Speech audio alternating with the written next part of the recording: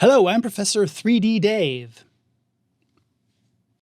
Today we're focusing on our Rhino Sub-D modeling and my best practices for repairing any problems that occur, plus ways to avoid them from happening in the first place. Now, most of the problems we see come from adding details incorrectly. So there'll be three parts to this video. Let's start with part one, our modeling goals.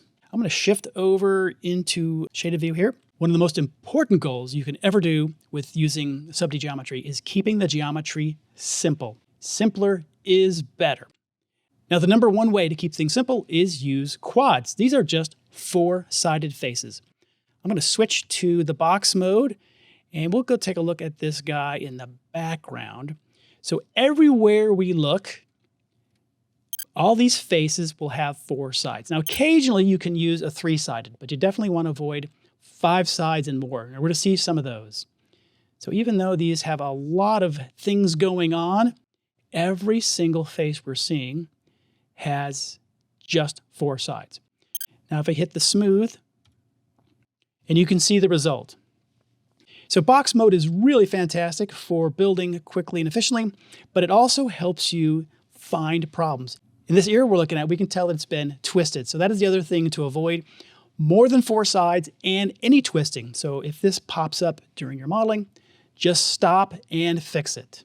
So besides that problem, we're going to wrap around the back, and this happens a lot. People accidentally will delete a face.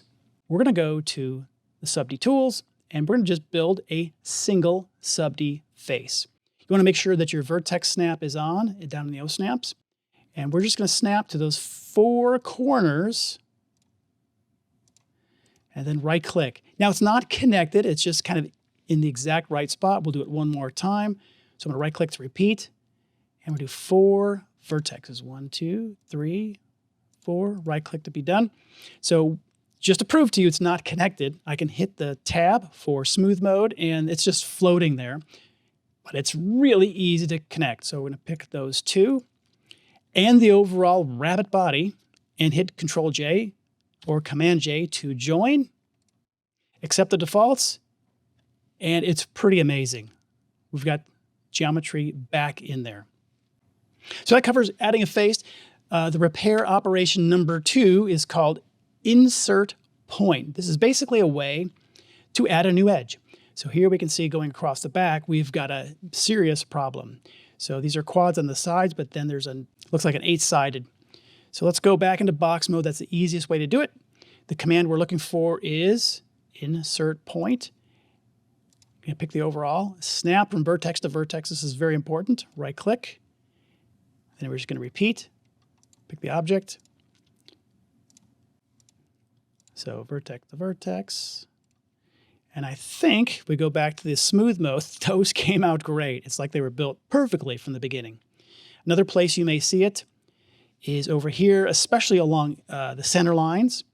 So we're going to turn off some of the details here. I've got the nose, teeth, and eyes as separate geometry.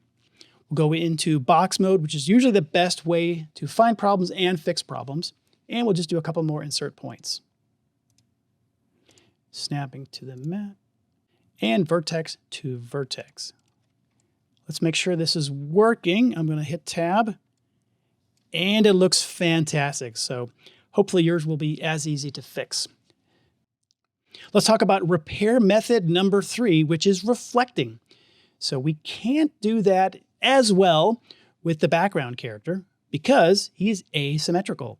We'd have to pick one of the ears or one of the hands because they're different on each side.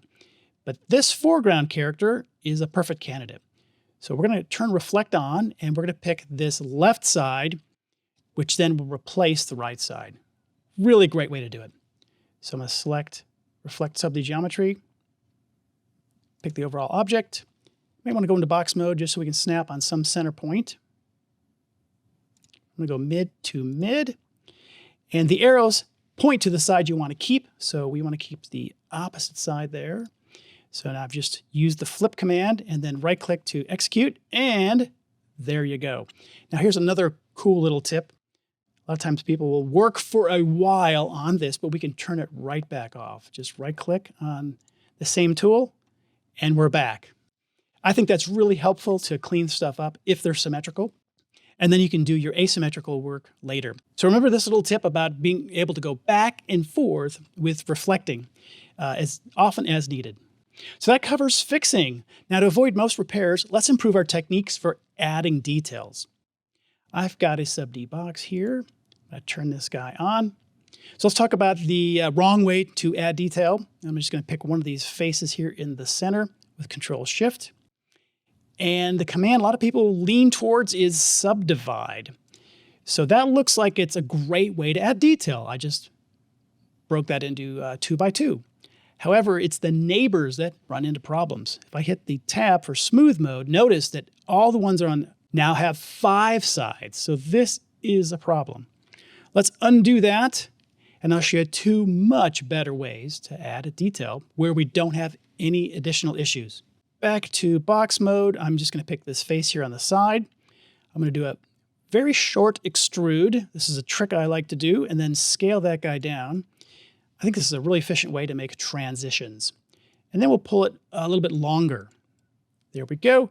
Let's take a look. So that's a really nice way to add detail and not have any issues with additional sides. Now, if you have larger areas, back to box mode again. For example, a big section of the top. I'm going to pick those 6 faces. There's a command called inset. We're going to put edges inside there.